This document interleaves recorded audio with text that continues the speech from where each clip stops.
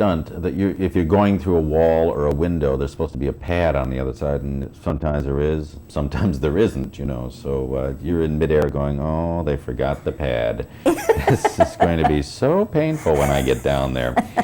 But I enjoy it. I try to do, as I say, most of my own stunts. And it comes off pretty well. Yeah. Okay.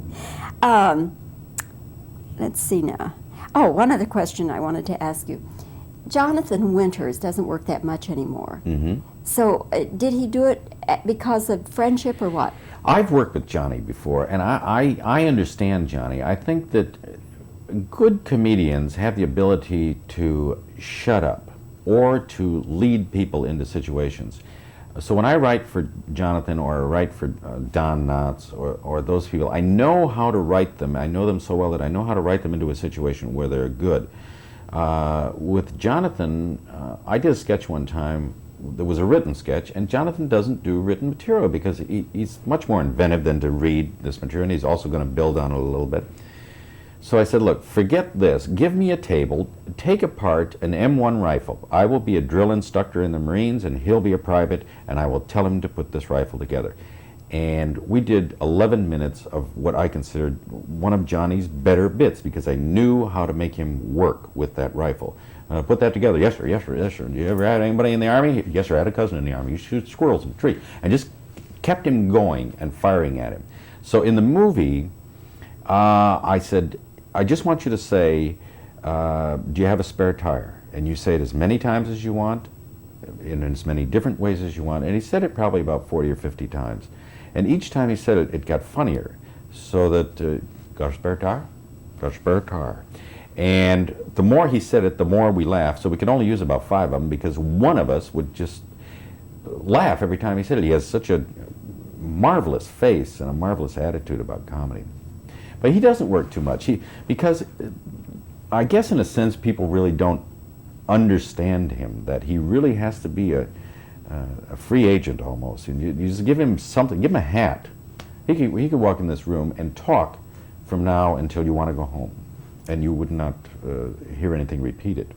I actually experienced that with him one time, being with him, and he could pick up a piece of lint off the rug and do 20 minutes. Yes, he's like a television set.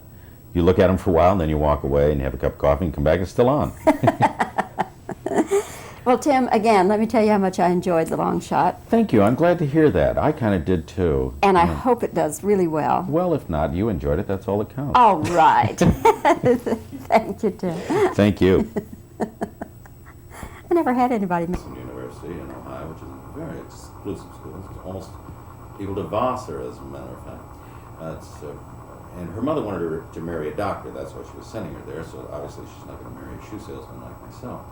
And she invited me to go down to Denison, and we were sitting at a table, and we're talking silverware and glasses, and I'm going, whoa, I don't really, we're starting from the right, moving in to sell a thing of that. So, to myself, it's awfully thick. It's good, but it sure is thick and salty, too. Now, people just, I guess nobody really wanted to be embarrassed enough. It would, really wanted to embarrass me to the point of saying, listen, Dodo, that's the gravy. First of all, they want me to pass it around now anyway because I've been eating out of it. It's funny when you take people out of their accustomed element. My mother is the same way. You can take them out of that element, and they bump into walls they can't figure out. Well, what's the room? Well, there's no bed in this room. Yes, it's a sitting room. What do you mean sitting room? Why would you be sitting in a room here in the hotel? I don't understand that. So, okay.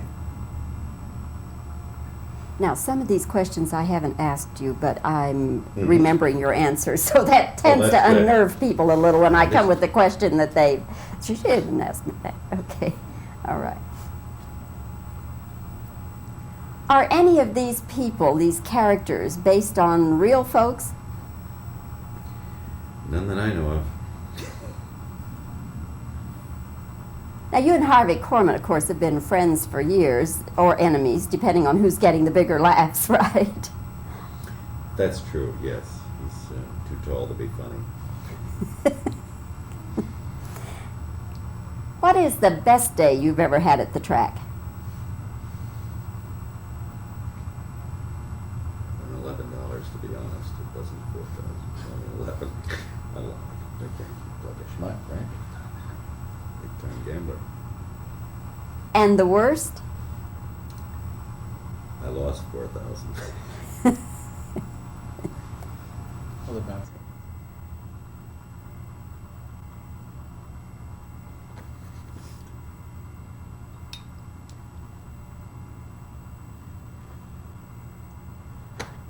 Okay. Do you have any particular person or people in mind when you write comedy?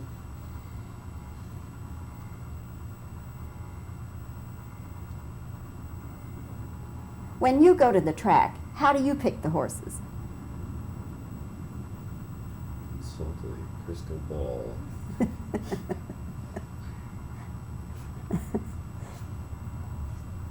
How do your horses do?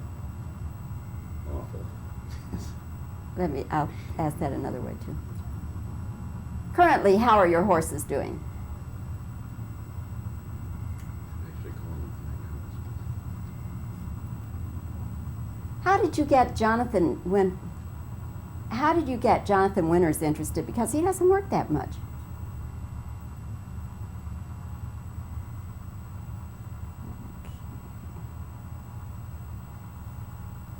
Okay. Now, were all those reactions single or for more reactions?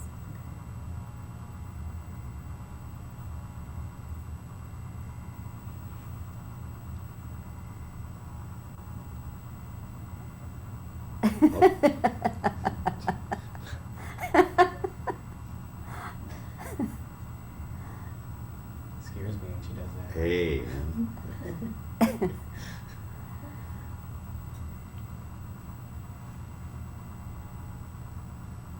How widely are you cutting me? Yeah, let's get a wider one.